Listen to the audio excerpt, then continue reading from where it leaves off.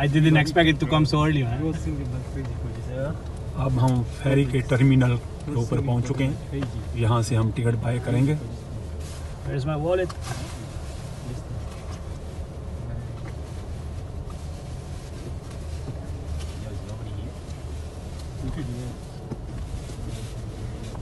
Nobody's here for 21st.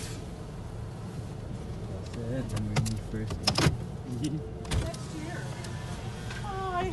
Well, Hi, got a reservation? yeah. Excellent.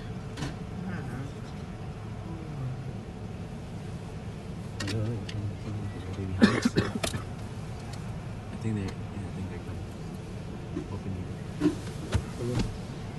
the door. And what's the name? Faiz Ahmed Patel? And last name?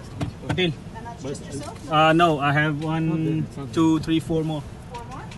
So 76.80 for the other 4. It's on me, Any guys. materials with you?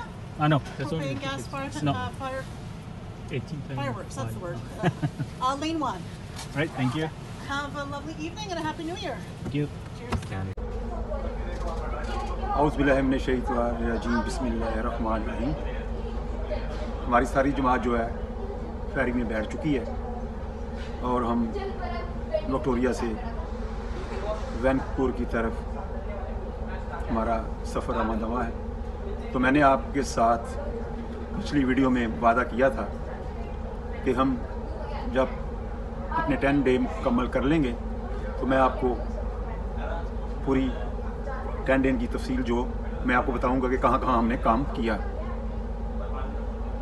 हम Vancouver से चले 22 दिसंबर को और वो भी सफ़र हमारा फेरी पर ही था और हम तकरीबन 3:30 बजे वाली फेरी पकड़ी हमने वैनकूवर से और हम अराउंड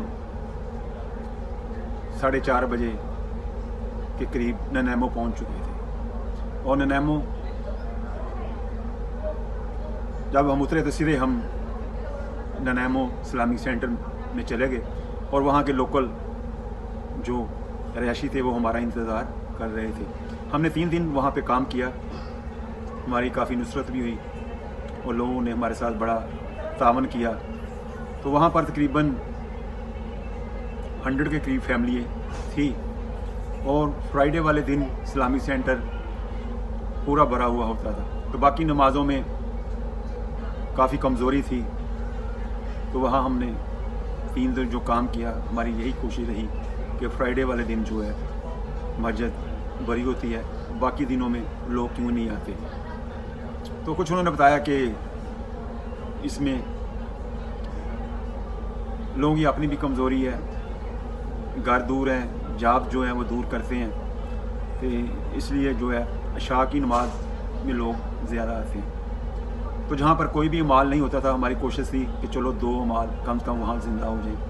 एक तो किसी भी नमाज के बाद जहाँ लोग इकट्ठे ज़्यादा होते हैं वहाँ पे जो है तलीम का कोई ज़रिया हो जाए और डेली की एफर्ट हो जाए जिससे मस्जिद हो या इस्लामी सेंटर हो या मसल्ला हो वो आबाद हो जाए। उसके बाद हम दूसरी लोकेशन पर चले गए, कोटनी मसल्ला। वहाँ में 30 और 35 फैमिली रहती थी, तो वहाँ भी यही कंडीशन थी कि जुम्मे वाले दिन मसल्ला फुल था, बाकी दिनों में किसी नमाज में 2, किसी में 3, किसी में 5, इशा में लोग कुछ आप कह सकते हैं 10 हो जाते थे। तो वहाँ भी हमने कोशिश की कि किसी तरीके से यहाँ पे जब जुम्मे में ज़्यादा लोग आते हैं तो दूसरी नमाज़ों में भी आएँ, वहाँ भी कोशिश की कि कम से कम 2 अमाल जो हैं वहाँ ज़िंदा हो जाएं। मोस्टली जो जमात के अमाल होते हैं वो 5 होते हैं, तो चलो एक तो किसी भी नमाज के बाद तलीम हो जाए और डेली मुलाकात की एफर्ट हो जाए जिससे मसल्ला आबाद हो जाए। उसके बाद जो है हम चले गए दूसरी लोकेशन पर अपना कैम्बल रिवर। वहाँ भी पता चला कि एक मसल्ला है और 20-25 फैमिली हैं। उधर भी यही कंडीशन थी कि जुम्मे वाले दिन नमाज़ी बहुत होते थे, बाकी दिनों में कम होते थे। वहाँ भी हमने कोशिश की 2 अमाल ज़िंदा हो जाए, तालीम का एक अमल ज़िंदा हो जाए और दूसरा जो था डेली की मुलाकात हो जाए। जिससे बाकी नमाज़ों में भी लोग आना शुरू हो जाएं। वहाँ भी किसी नमाज में 2 और किसी में 4 और किसी में 10, यही कंडीशन थी। उसके बाद हमें जो अगला तकाजा दिया गया वो था विक्टोरिया मस्जिद का अल अमीन मस्जिद थी। वहाँ की जो आबादी थी 5000 प्लस थी, तो वहाँ पर फजर में भी काफ़ी लोग आ जाते थे, तकरीबन राउंड 60 के करीब फजर में, और उसके बाद मगरब में 80 के करीब हो जाते थे और इशा में 100 के करीब हो जाते थे।